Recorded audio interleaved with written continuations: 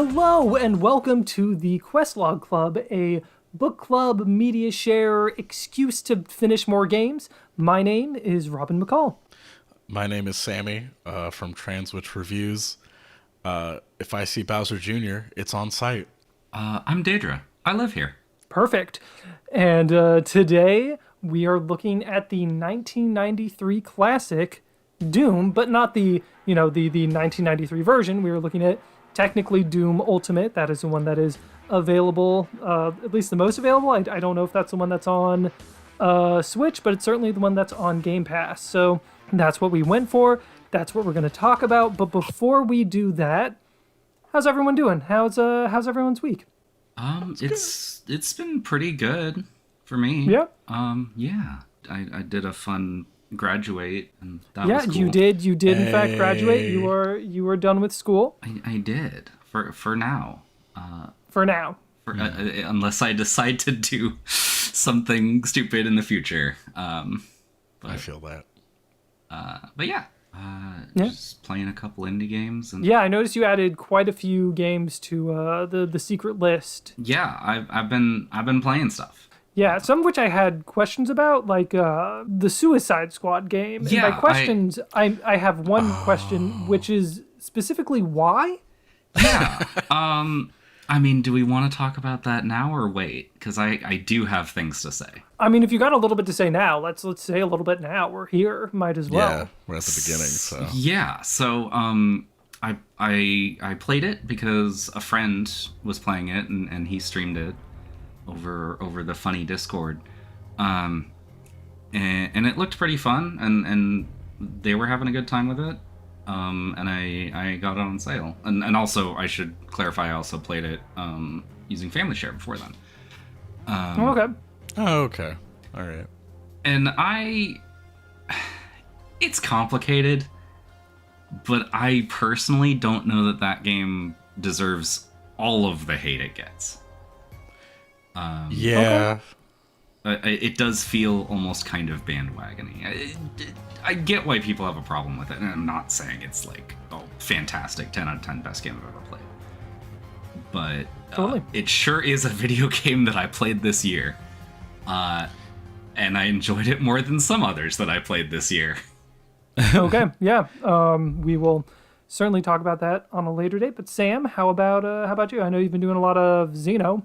So I've been getting baptized in the fucking waters of the Xeno rivers. Like, yeah. I've been dousing myself in canisters of Xeno fucking. Yeah, I've been playing a lot of Xenosaga. I've been deep into Xenosaga. I'm like, I mean, not deep, but I'm like 15 hours in. That's deep. Okay. I'd say that's deep at a point. But yeah, I'm about, from what I was seeing, I think over halfway through episode 1. And I get what people are saying about, like, I get why some people see it as kind of dry and a little boring. It's a setup game because it's episode 1 of what was supposed to initially be like a 6-part series. So, like, it's gonna suffer from part 1 syndrome, you know, where, like, it's gonna end up being like, oh, like, it's a lot of setting up concepts, setting up world details and shit like that. You know, I fuck with it. I think it's sick. There's some cool ass bits. There's some cool parts. There's some very good narrative stuff that I will save for, you know, the video. But it's yeah, I'm like really happy I'm finally going through it. It's pretty much living up to like everything I wanted it to be. Everything nice. Everything I thought it would be. My only real major issue so far is like I wish there was more music, like in the overworld stuff, and not just like dungeons and battles. And even dungeons don't have a lot of music most of the time. Okay, interesting. It's just like really, really quiet a lot of the time. Yeah, it's a very quiet game, which is like okay, but like I don't know, it just it not makes the inherently world a bad thing. It makes the world feel a little emptier than it should be at times. In ways. I can see that. Or cold in a way that I feel like, I don't know. It's like, it's a weird choice. Like, I would have even preferred the Xenogears method of just they reuse songs every, like, 5 minutes or something. I don't know. Totally, just that quiet, loud, that loud quiet, I should say. Yeah, yeah. But yeah, overall, it's pretty sick so far. I also there's also, at least at the time of this recording, a ton of indie games have come out. So there's like Crow Country, which I played like 30 minutes of and fucked with.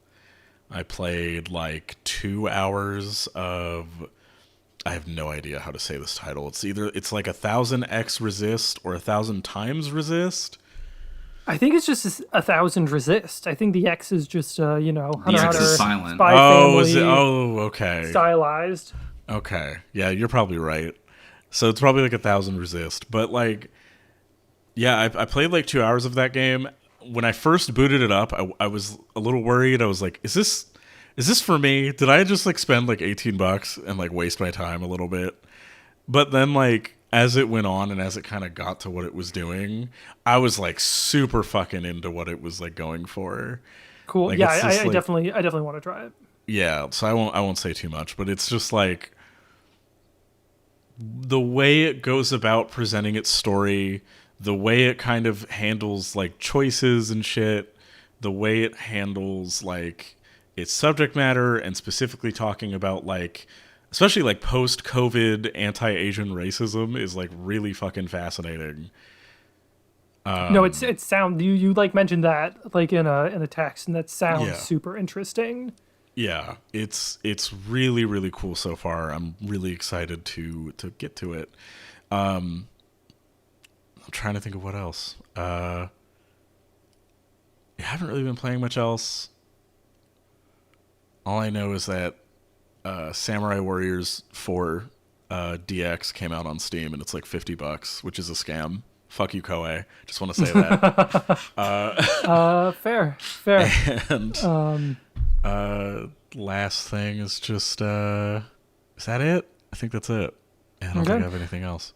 Yeah, no, I mean personally, I've been going deep into the card game mines, as I tend to do, playing a lot of Arena, Magic the Gathering Arena recently.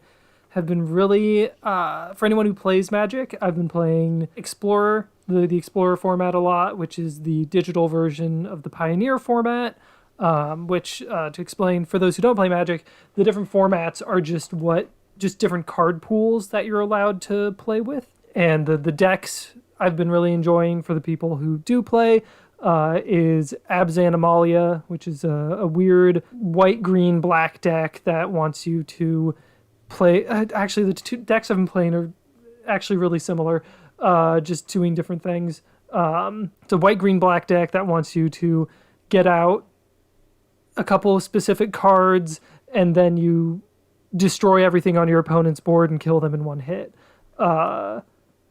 It's really weird and interesting. I know the deck has been having a lot of problems in the pro scene because the deck has just become really prevalent, and apparently in mirror matches they've been going to a lot of timeouts because the two decks are so focused they don't have answers for each other. So in the Amalia mirror has been causing a lot of stalls in pro play. And then the other deck I've been playing is It Creativity? When I said that the two decks were similar, I mean they're both based around cheating, like getting two cards onto the field that you didn't cast from your hand. That's referred to as cheating.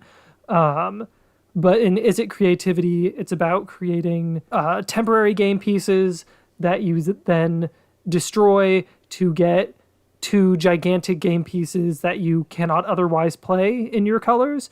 And then you just hit someone for over lethal damage. Yeah, it's really fun. It's kind of a glass cannon, I've been finding, because it's, if you get the chance, you literally kill someone in one hit. If someone has all the right answers, you're done, and the deck just falls apart. But it's cool. It's fun. I've been really liking it. And then second is I've been fiending Balatro. Like I'm seeing a theme Balatro, if Balatro actually took money from me, I'd be in a lot of trouble.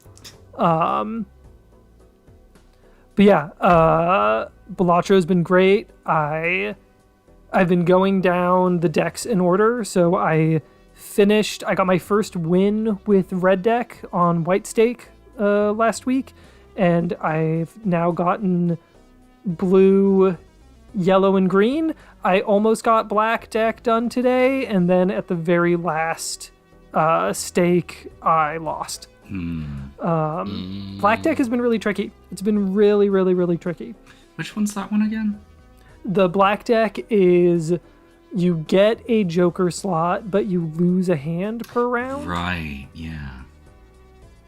Is that also you get because you get 6 Jokers, but do you get a Joker per hand you lose? Because I've just been at 3 and I don't go below 3 hands. I don't believe so. Okay, I didn't think so because it's not worded like that. Yeah, it's not like encouraging you to tank hands. It's just, hey, you get an extra Joker slot, but you lose an extra hand. Yeah, which is good. That's really good. Yeah, if you haven't played Balatro, this has been word soup, but it's a really cool game. Weird poker. I've tried selling it to several people and I don't know how to describe it. Luckily I don't need to sell it because it's incredibly popular, but it's very funny because I've tried to talk about it with friends and they keep being like, oh, I'm not good at poker, and it's like, you don't really need to be. Oh yeah, it doesn't matter. I didn't know poker hands when I bought the game, and yeah. Mm-hmm. Knowing how to make poker hands will help, but if you don't know, the game will teach you. Yeah. Yeah, I need to pick it up. I've seen people talk about it, but I have no clue if it would be my kind of jam or not. It's fun. Yeah, cool. It's definitely something worth a try if you can try it through a friend's account. Before you do the full commitment, because if it's your thing, it is going to be your thing. And I don't really see anyone being like lukewarm on Balatro. It's either like not my thing, or it has your hooks in you. It's hooks in you, I should say. But yeah, that's basically it for me. Just digital card games. I also started Kamen Rider Fies, and that's been fun. I'm still early doors in Fies. But yeah, Fies has been fun. Keeping my eyes on the next Fies. Keeping those eyes on them Fies. Did you get to the Busta Rhymes episode yet? I have not gotten to the Busta Rhymes episode. I also don't know if I'm on the Busta Rhymes. I don't know if the sub I'm watching has the Busta Rhymes audio. No. I'm too early in. I don't know if the one I have has the licensed music. Release the Busta cut. Yeah, definitely excited to get there. I've been really, really digging Fies so far. That's good. And there's been leaks for the next Kamen Rider, and I keep looking at them, and I'm very excited. Though that's like a while away. Because Gotchard is like almost over, isn't it? I mean, almost over. It's like what's on episode 35 today, so it's like 20 out, about 20. Yeah, so like halfway. Yeah, well, not 20, but like 15. Like 15 out. Yeah. I guess over more than halfway at this point then. Yeah. But almost there. Almost there. So yeah, that's been really exciting. That's all I've been up to. That and the dogs. So, should we get to the subject of today, Doom? So I guess to open it, how did y'all find Doom? So this, full disclosure, this was my pick. I chose Doom as the game to play, and that kind of like as I was doing it and thinking about it, I felt like I gave myself the impossible task of trying to introduce Doom. Like, what do you do how do you talk about something this big in games? Like, I feel like trying to have new feelings on Doom is like trying to say something new about a grilled cheese sandwich. Like, there's just, it's Doom, you know? Yeah. No, I was thinking about that too as I was playing it. I was like, how the fuck am I gonna talk about this? Oh, that's so Doom. Like I was like, because Doom is such a cultural staple. It's such an important game to like gaming history, and so much has already been fucking said about it that it's like, what am I gonna add here? Like, I could talk about my experiences with it. I can talk about but like, as far as it is such treaded ground in a way, and such like a important game that it's kind of like, I don't know. I just don't know I don't know how we even introduce it, really. Yeah, because I mean, like, it is. So the reason I chose Doom, and this isn't going to apply to all of my choices for this show, but for certain ones, I wanted to be like, I want to pick games that would be on the syllabus if we taught games like we taught movies. You know what I mean? Like, I wanted to go into Doom like I would go into watching The Bicycle Thief for any number of film classes. Video games 101. Yeah, exactly. Like, looking at Doom, what can we learn about? Like learn about its actual impact and actually appreciate what it was doing, and how its influence is felt in the modern day. Because even so, like, one thing I didn't mention is I finished Hellblade: Senua's Sacrifice recently, and even in that I felt part of Doom in in something I really didn't like, actually, which was in one of the final boss fights of Hellblade. You're fighting this giant dog thing, and the screen gets all dark and flashing, and it's visually interesting, but I think it sucks to like actually interact with and do a boss fight in an action game in that format. And I also really didn't dig when this game would have the flashing lights and throw invisible enemies at you, and they felt very similar to me. Because I think playing an action game and not being able to see your enemies is really frustrating. Which, I mean, Doom is more or less an action game of the time, of its own kind. But yeah, absolutely. like it's a action game. But like, that's the other thing. Doom it's so interesting from a genre standpoint, because like, yes, it's the format is a first person shooter.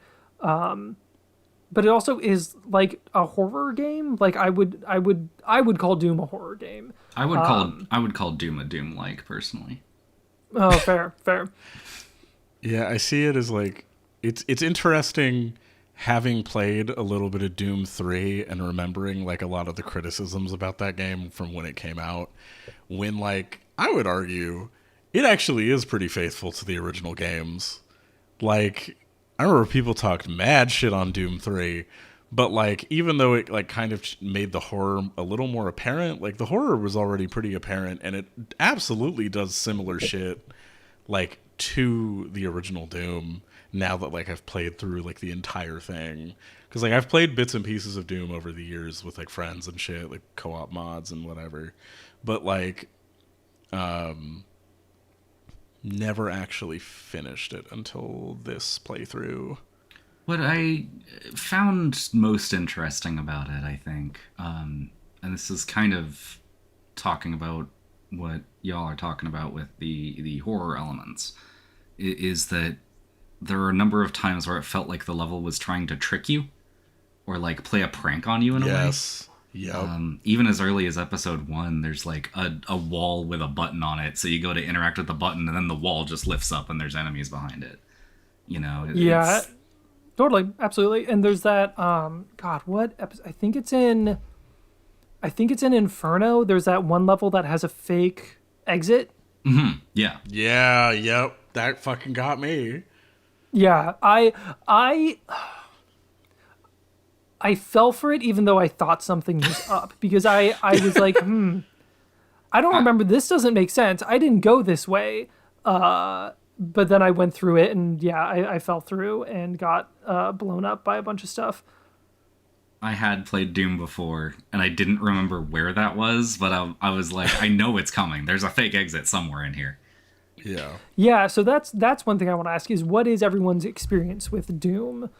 Before this, I had never played original Doom before in earnest. I had played Doom 2016, but I've never played the original before this. So, yeah, Sam, like, what was you said you've like played it with like friends on mods, but you've never like finished it? So like, my full experience with it is like when I was a kid. I remember because Doom can run on it. Doom can run on anything. That whole meme. Yeah. There would be like web browser ports. I think of Doom 2, and I remember I used to play Doom 2 like the beginning level or whatever of Doom 2 like all the fucking time. Totally. And then as I got older, like finally I got like original Doom. I got the like I bought it or whatever. And then I remember I would play like multiplayer with like friends. I'd play like I don't know if co-op was just naturally in the game or I think we had to mod it. I'm pretty sure we used like GC Doom or features in GC Doom or something like that. But yeah, we would like co-op it together and like but we never like fully finished it. I think we finished like an episode at best. Okay. Cool. But it was like but yeah, so I'd say like and then I've seen like the movie.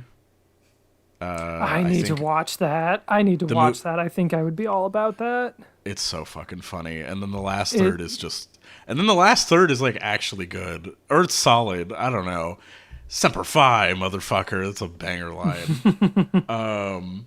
But yeah, it's... Yeah, so I'd say my experience... Like I've played 2016. I didn't play Eternal. I played 3 a little bit. Yeah, that's pretty much it. But Deidra, you mentioned you played Doom before. Yeah. So yeah, have you like finished it before or I don't remember if I finished it. This is gonna sound really weird, but the first time I remember playing Doom was actually on the Xbox 360, the Xbox Live arcade port of it. Oh, okay, totally. And I don't remember if I finished it, but I know I got decently far into it. And I did play Doom 2 to completion that way as well. Oh, okay, cool. And I haven't played Doom 3 at all. I haven't played Doom 64. I've been meaning to try it. Oh, sorry, not to interrupt, just real quick. I've played Doom 64. That game fucking owns. So I've heard. I've heard it's rad. For a long time, I thought it was just like, oh, it's Doom, but on the Nintendo 64. And now I've heard like, no, it's a different game. Yeah, no, it's such a fascinating like entry in the series. I'm so fucking happy that Night Dive like brought that back and remastered it, and it's such a cool port of that game. Yeah, Doom 64 on consoles not called the 64. Yeah. Mm-hmm. Exactly. And then I remember being upset because when Doom 2016 came out, my PC couldn't run it. So shit. When I upgraded my PC, that was like one of the first things I played. I feel it. That was me with Wolfenstein 2. Ooh, when that had come out, I was like, fuck. Oh yeah, also one thing I forgot to mention I did this week, I was going back and listening to Mick Gordon's work on Doom 2016, because that's just great. Just so good. It's a banger soundtrack. Speaking of Mick Gordon and banger soundtracks, I've also played Doom Eternal. And I adore that game, and it's very unfortunate, some of the development things that led to its creation. Yep. But I'm personally in the camp that prefers Eternal to Doom 2016. Okay. Totally. Yeah, I haven't played Eternal yet. I actually never finished Doom 2016 because when I was going into one of the last parts of it, my save file got corrupted and it doesn't allow me to do multiple saves. So I had to like start over from the beginning, and I was so close to the end. I was just like, nope, Yeah, Too bitter. understandable. Can't do this. Goodbye. Yeah, that's fair. And I will also say, not strictly Doom, but this recommendation came at a pretty fortunate time for me, because I've been on like kind of a retro shooter kick. Okay. And before this, I'd actually completed the first episode of Hedon. It's it's a total conversion that is built in GZ Doom, and it's this like kind of crystal punk like fantasy shooter. Interesting. You play as like a half orc, half demon lady. It's pretty tight. I got lost in every single level. Oh, same. Yeah, that was Last time also I my played it. issue with Doom 2016. I got lost a lot that game. It's my issue with Doom, to be honest. Yeah, I fair. got lost less in this Doom, in 1993 Doom, than I was expecting. Although for episode 4, I think I had to look up something for most of the levels because I got stuck. That's fair. So what I did when I got stuck is I just opened the map and just started driving my character around like it was a car. Because that's what it feels like when you're just looking at the mini map. Like it feels like you're Agreed. driving a car. Just piloting this fucking tank of a man. Especially when you've been doing the level for like 7 minutes already, and like all the enemies are cleared out except for like maybe a few. Yeah. Yeah, I would just drive my character around until I found I would looking for. I would try that, and that got me through a good few levels. But episode 4 is just weird. Episode 4 is fucked. Yeah. No, it's not thy flesh consumed. No, it is. It is thy flesh consumed. Yeah. So I mean, I know why it's fucked because I don't mean fucked. For example, as in like bad. I mean, it is like incredibly difficult. I would say it's bad. You would say it's bad. I would say it's bad personally. Well, so because the thing is, it was made after Doom 2. Yes. So I believe there's it was like packaged. It was packaged in with Ultimate Doom, I believe. Oh, that yes, makes it is. way It is more packaged in with sense. Ultimate Doom. So like, thy flesh consumed is like Doom 2.5. It is expecting you to have played through the difficulty of a whole nother game. Yeah, because it felt So like it was like a spike. Yes, 'Cause, like, absolutely. No, it is. Yeah, it is hard. like I actually played through the whole game on the middle difficulty, Hurt Me Plenty. Yeah, And that's when what I did too. When I hit episode 4, I actually turned it down because I was just not having a good time. Oh, I'll do you one better. I just fully started putting on cheats so I could finish up the game. I did not care. I didn't do cheats, but I did knock it down to the second difficulty because that first level is rough. I played No, through I the was just whole- like, I need to get this done. I am doing whatever I need to do. I don't care. I'm having a classic Doom experience. This is the cheats are in the menu. If So they didn't true. want them, if they didn't want you to use them, they shouldn't have put them there. I what was it? I was playing on whatever. I think it's like Not Too Rough, the second difficulty. Yeah. Okay. So I was playing on that like the whole time. Then I got to episode 4 and I was like, did I do something wrong? Did I hit like the wrong thing? No. But I just stuck through it, and goddamn, it's just Yeah, hard. no, it's it's just rough. fucking hard. You would series know you levels. did the wrong thing because if you play the first level on Hurt Me Plenty, there's a Baron of Hell just like right in the first room, and it's like, oh, that's cool, thanks. That's so fucked. And then so there's a Baron of fucked up. Hell that appears at the last. When you're trying to open the last exit, he just appears next to the button, right? Am I thinking of the right idea? it's great. Yeah. It's awesome. Bunch of invisible pinkies trying to fuck you up. I remember there was a Yeah. point. There was a point in one of the last few levels where like, I'm trying to remember. You have to. So it wants you to like jump across these like platforms a little bit. Oh and then my you're God. You're trying to Oh my- unlock. You're trying to like unlock this staircase or whatever the fuck.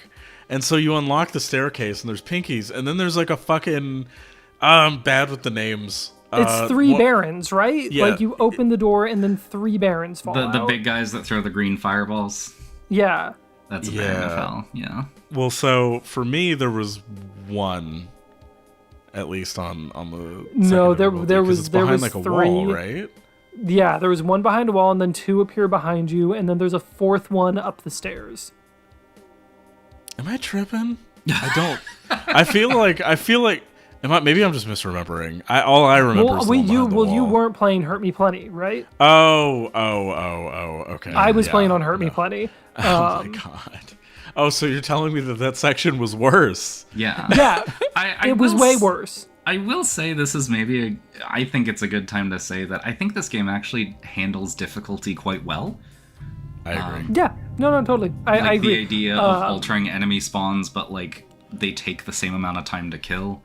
Yes. It allows the weapons to feel satisfying and powerful regardless of what difficulty you're playing on. And I think that's really cool. Yeah. The game can call me a coward all I fucking want. I don't give a fuck. Yeah. I'm not dealing with 4 barons, all right? Yeah. No, that was buck wild. But they do still have you deal with invisible pinkies fucking everywhere in that goddamn level. Fucking goddamn it.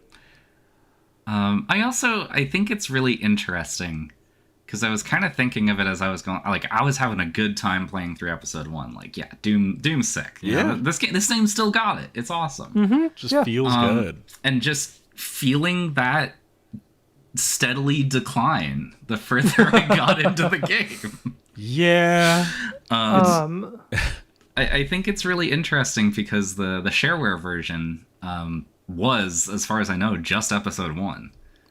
Yes. Yeah. Knee Deep in the Dead is sometimes called Shareware Doom. And it really feels like, that's probably why I think the game was so prolific.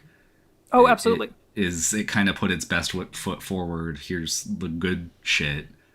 I mean, it's that first level, the first level of episode 1, E1M1 is so... It's a classic. It is such good game design. Just from the get-go, the easiest to find secret is in E1M1 when you're in that room with the staircase. One of the pillars has a switch.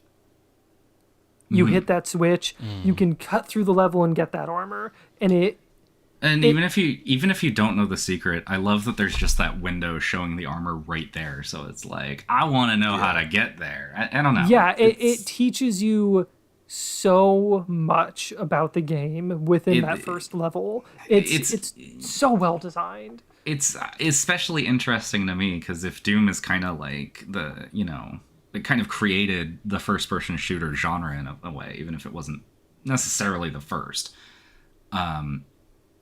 It's so interesting to see clever level design like that. Yeah, absolutely. And then I think it's... So yeah, I can't remember if it's in Inferno or Thy Flesh Consumed, but it's the level that looks like a hand. Like it starts as a square, and then there are like a bunch of individual little hallways that it goes out from. I can't remember. I should have taken a note, but oh well. That one really, I was stuck there for a minute because I just didn't know where to progress. Because I mean, Doom is such a good like litmus test for the like language of video games because it just established so much. Yeah. Yeah, and on that note, it reminds me of how I believe it was last year, I want to say, when myhouse.wad hit. Yeah, totally. I need to play that. And I haven't played it, but I've seen it. And it's so interesting that's built on like GZ or built for like GZ Doom 2. Yeah. But like the language of Doom is so ingrained and known that you can make this like mod that exists to play on that language and mess with you if you know what Doom is, kind of a thing. Because Doom is so prolific. Mm-hmm. Yeah, you can use the like established language and culture of Doom and Doom mods, because like at one point in my house it switches you from Doom to smooth Doom, like going from level to level. And it's the kind of change that you'd only notice if you know those animations well. Yeah, exactly. Which is just super interesting. Stuff like how the way the mod starts, the doors open like Doom doors, where they like go up, and they make that like that might like mechanical noise, and then at some point it changes, and they open like normal doors. Yeah, and then where it, because I mean, Sam, have you seen much of my house, or are you pretty cold on it? Nothing at all. Okay, cool. Then I won't, because there's an interesting aspect of it that I won't spoil for you. Yeah, like the only thing I know is I think it has like the House of Falling Leaves. House of Leaves. House of Leaves. Yeah, thank you. That is a strong influence on it. Let's just say that. So I have heard. I mean, isn't the book just like literally in it or something? Like as like a physical object. There are a couple very direct references to House of Leaves.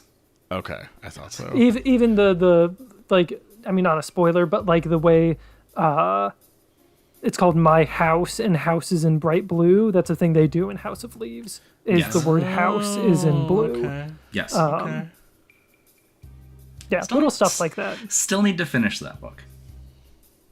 I need to. I've heard it's a tough one.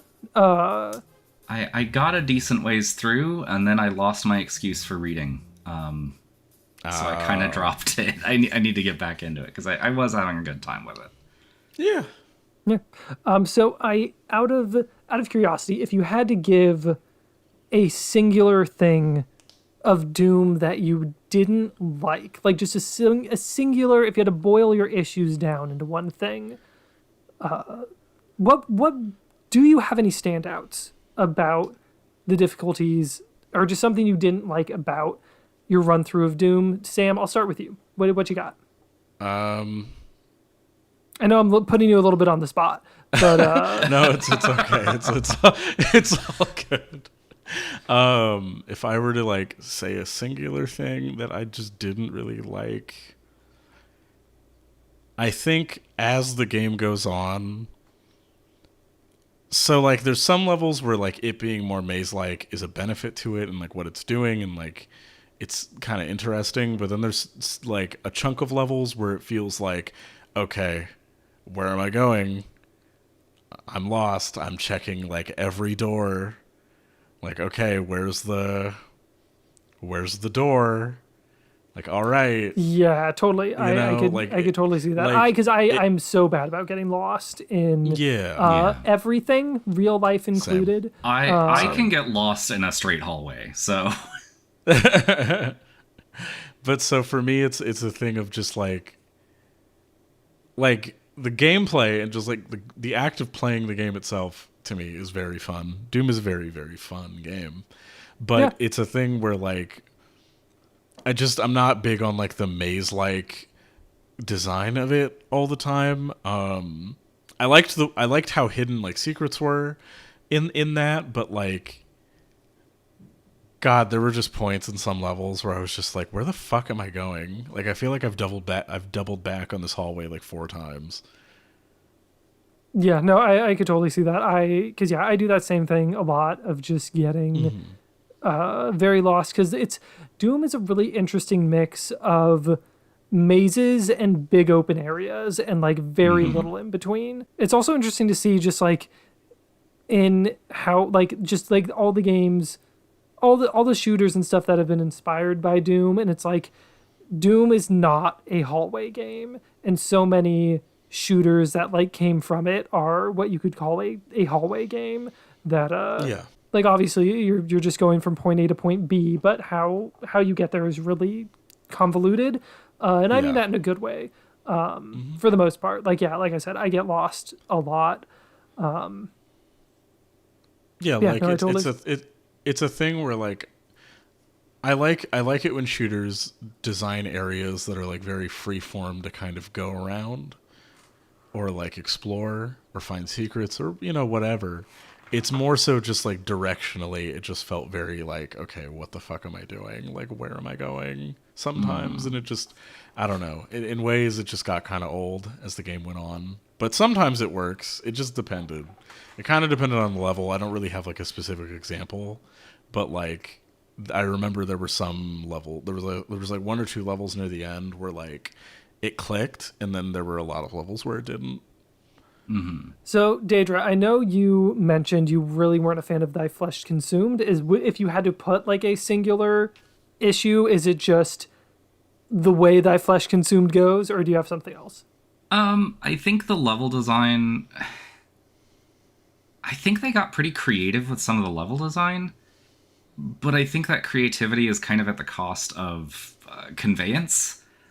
There's a lot of just kind of things that are arbitrary or weird, or like, well, I kind of talked about how playful the level design was early on and liked seeing that. I think episode 4 maybe gets a bit carried away with it. Where on some level I'm just like, all right, here's a thing to interact with. What fucked up thing is going to spawn behind me? Yeah, it also does.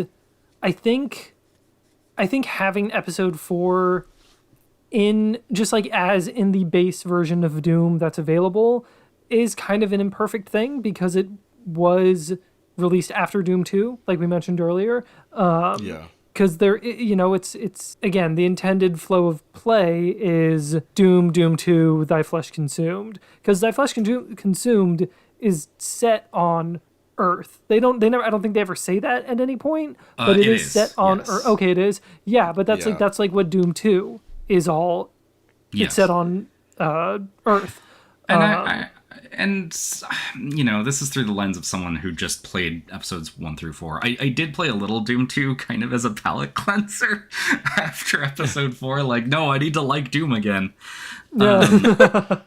But I don't know. Just from what little I've played of Doom 2, it in recent memory, I have finished Doom 2 in the past, but my memory is garbage. I almost feel like Thy Flesh Consumed would be really hard to go back to, because you're missing a lot of enemy variety that's present in Doom 2. Okay. So one issue that I think episode 4 runs into is that, like, instead of having a vast enemy variety to work with, and like, oh, you use this weapon to deal with this guy from, you use the chain gun to pick off someone from far away, and then the super shotgun for, this dude is really close, like a pinky demon gets up to you, like in Doom 2. In Doom 1, it doesn't really have that. So you're just getting spammed with the, like, small amount of strong things that are in Doom 1. Yeah. Yeah, like, again, the heavy usage of Barons of Hell. Barons of Hell, and just throwing, like, I don't know, here's the exit. We're gonna put a cyber demon next to it, I guess. I don't know. Yeah. It feels, dare I say, silly. Yeah. No, I think that's fair. The other complaint that would make it hard to go back to is you don't get a super shotgun, and that's just unreasonable. that is also valid. Absolutely agreed. Yeah, no, I've been trying to think about mine, and it's just, I do think Thy Flesh Consumed makes Doom feel like a weird package. If I were to boil it down to anything, just it's such a jump in difficulty. Like, again, Doom is so ubiquitous, but if you are going into it and you want to try it for yourself, Thy Flesh Consumed is just such a strange leap. I think it's worth looking into if you're having a good time with it, and just, forming your own opinion. I still completed it, and I don't regret my time spent with it. I'm just aware that Doom is kind of an interesting experience where it feels like it starts really high. It kind of peaks at the start and then just steadily kind of goes downhill the further you get into it. Yeah, agreed. I still enjoyed episode 2 quite a bit. Episode 3 was pretty rough, and then we've talked quite a bit about episode 4. Yeah. Do you have a favorite episode of Doom? Is it Knee Deep in the Dead, or it's episode 1? It's such a banger. Yeah. It's just really tight. Yeah. I did still enjoy episode 2 a lot. But man, I don't know. Shareware Doom, that feels like a complete package, honestly. Yeah. No, that's totally fair. Something I noticed with, this is not a negative, just a thing I noticed with Doom, just due to the passage of time, basically, is I know it's not going for this look, even though it was emergent at the time, but Doom almost reads, except for like the the fantasy influences, like the walls of screaming faces or flesh or stuff like that. But the technology almost reads as cyberpunk in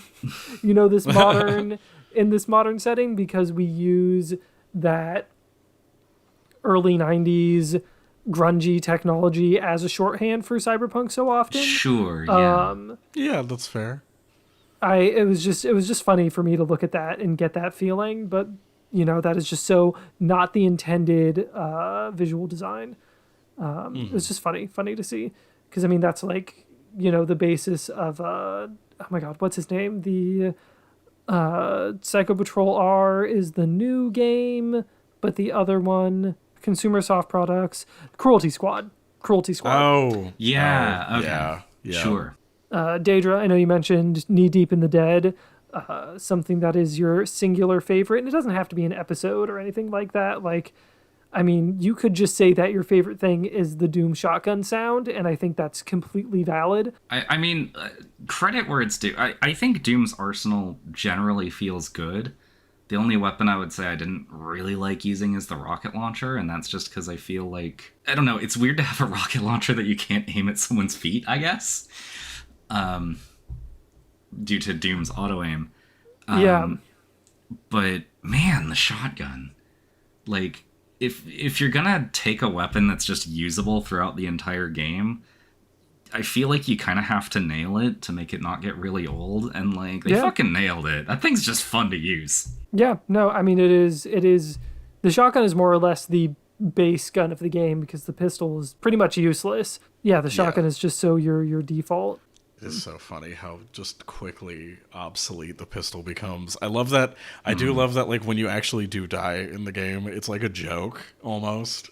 That you start with the pistol. Yeah, that you start with the pistol. It's like just such a fuck you. Yeah, in such a like specifically pointed way. I was not accepting that. I made liberal use of quick saves. Oh yeah, me too. Same. Absolutely. Every time. Which, I mean, I think that's just the intended way to play the game, really. Yeah, no, totally. Yeah, like, I am not 1cc'ing Doom. Like, Absolutely not. No. Did anyone try the original control scheme?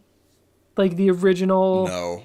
No, I'm playing with a mouse. Not. I thought about it. I tried it for like a second. It was like, ooh, nope, can't do this. I tried it years ago, and that was enough to tell future me to never try that again. I live in the goddamn future to those goddamn dweebs. I'm not going back. So for context, for those who don't know, Doom came out. I mean, am I wrong in saying that before mouses on computers were common? That's not unfair. Like, I don't think that's an untrue statement.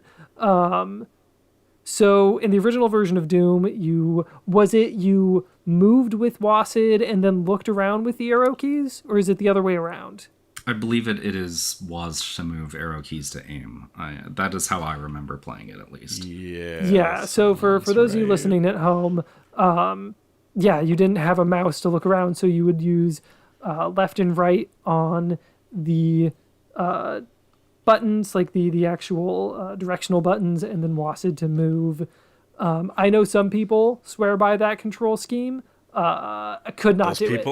Those people are insane. Don't listen to them. So they're trying to harm you. I will add as well, which is fascinating in my opinion to look back on, is that when computer mice did start getting widespread application, a common use for it in Doom was actually to use the mouse's movement.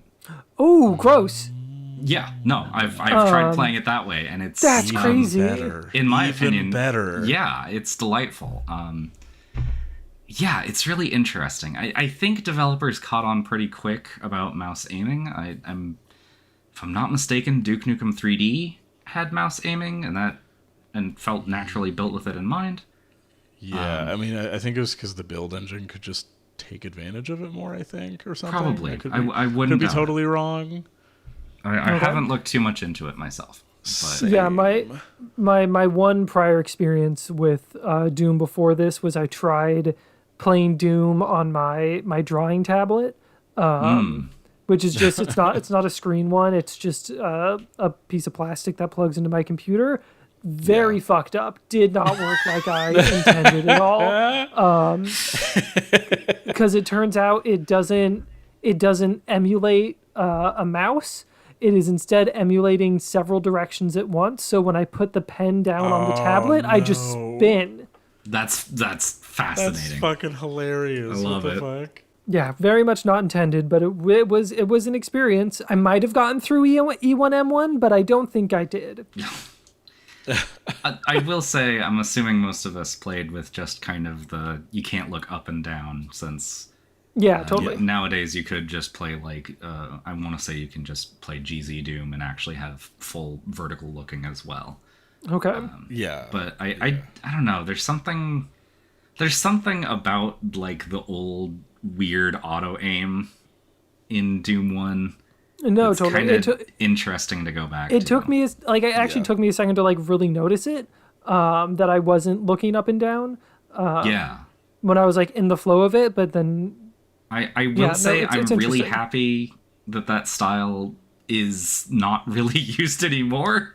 There are times when you have to like jump down a ledge and it's like, man, I really wish I could look down right now. Oh yeah, no, having full range of vision is definitely preferred. But it definitely makes an interesting experience to go back to, I think. And Sam, likewise, do you have a singular favorite thing of Doom? A singular enjoyment?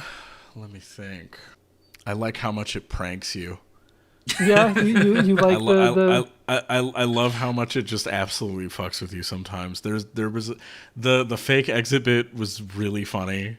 That was like one of my favorite bits in that game. It's interesting because thinking about it now, I'm reminded of like, I feel like people talk this way about like Dark Souls, where it's like, oh, there's a corner there. There's totally some asshole behind it. I don't know. Stuff like that to me, it like drives home more. So not that like every game should prank you or whatever, but more like when things like that happen, it reminds you that like there is a human being behind the design. You know what I mean? That is like specifically like trying to fuck with you, and I think that's just really endearing and funny and cute. Every time I like ran into something like that, I could just imagine like, so I think Sandy Peterson designed most of the levels in episodes 2 and 3, if I'm not mistaken. Yeah. And I could just like imagine him like giggling like an idiot every time I fell or something. I still love that at the end of episode 1, you just get jumped by randoms. Yeah. Like they just put you in a dark room with a bunch of fucking demons and they just jump you. And they play it off like, hey, this is the end. Aren't you supposed to, be a big hero? and I don't know. I thought it was funny. And then there's like a couple things. There's a couple good ones that they do with like invisible pinkies. You open the exit and there are like invisible enemies in there. Absolutely comes up a lot. Shit like that. Like that one happens a ton. Like it's just like I'd say like my favorite bit of the game is like stuff like that. It's just the little human fun, the little pranks it does. It's human, it's fun, it's cool. It's just, I don't know. More games should prank you. It's personalized, absolutely. Yoko Taro should stop being a coward and make it so that if you die once in his games, it just wipes your save completely every time. I don't think that's him being a coward. I would think that's studios not letting him do that. I feel like that's someone talking him down from that. Yeah. No, they should talk him up. They should have let him implement that in the Nier Automata raid for FF14. Welcome to Nier Automata 2. It's a 200-hour game, and if you die, your save gets wiped. Bestseller, instantly, instant bestseller. Hire me, Square, hire me. People were joking, I remember, about like, oh man, if you beat the Nier raid in FF14, your character data just gets wiped and you have to start over. Well, so what is it? He was probably joking when he said this, but like, if I remember correctly, Yoko Taro pitched like a bunch of like really impossible shit for that raid. And then stuff like, if you die, then, what was it? It's like, if you die, then it was going to like wipe it would wipe your character data, like that kind of shit. And Yoshi P was like, no, we're not doing that. we're not doing that, man. So coincidentally, that actually is a lie they sell you in Hellblade. That throughout the like game, that too. as you like, because as you play the game, the main character Senua, she has this black ink on her arm that like slowly climbs up, and the game tells you that if it goes to her head, you will lose your save file. In so many words. And it's objectively not true. It is a lie. But it's an interesting thing they put forth. So just funny how it all, all these things come back around. But at the end of the day, I just think more game developers need to gaslight us. Agreed. Yeah, agreed. But I do genuinely like it in Hellblade though, because it puts you more in Senua's like headspace. Like it makes you paranoid. Yeah. Because like if absolutely. It's like if you don't know, it makes you paranoid on the level that she probably is. So So I mean, if that is all we really have to say on Doom, I think do we want to call it there?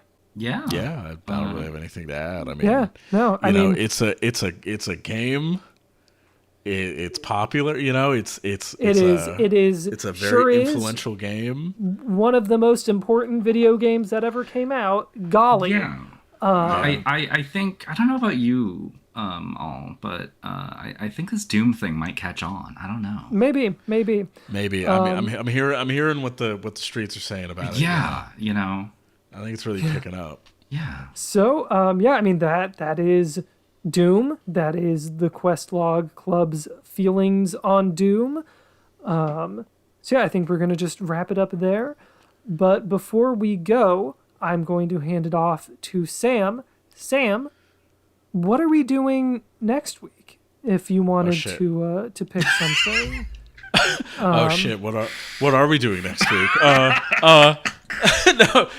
No, I do know actually. Well, Questlog Gamers. We do have. Ooh, did I pin it? Ooh, I might have fucked up and I didn't pin it. No. Don't worry. I remembered. It is anyway. Questlog Gamers. The next game is Sayonara Wild Hearts. Good job. You got it. Yeah. That is Sam's pick. So yeah, between now and the next episode, just a week out from now, go ahead and try Sayonara Wild Hearts. We're all going to finish it. We'll get back here and we're going to talk about it. Yep. With all that being said, thank you so much for joining us to talk about Doom, and hopefully we'll see you around to talk about, again, Sayonara Wild Hearts. My name is Robin McCall. Sam, who are you, and where can people find you? My name is Sammy. You can find me at Transwitch Reviews on YouTube or Transwitch Sammy on Twitter. I'm also Robin McCall on YouTube. I didn't say that. I don't have anything on there right now. It'll be there soon. You can find... And Deidra, where can people find you?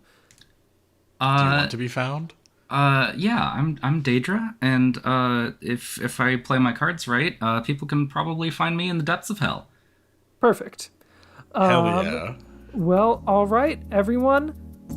Have a good rest of your week, and we will see you in the next one. Bye.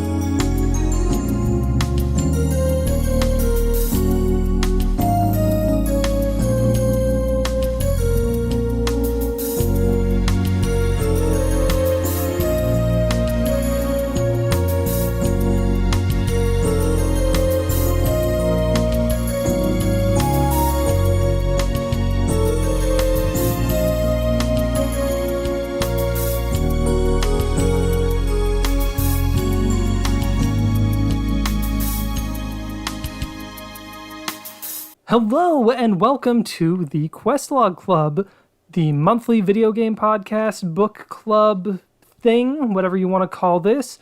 My name is Robin, of Robin McCall. Nope, hate that. I need water. I'll be back.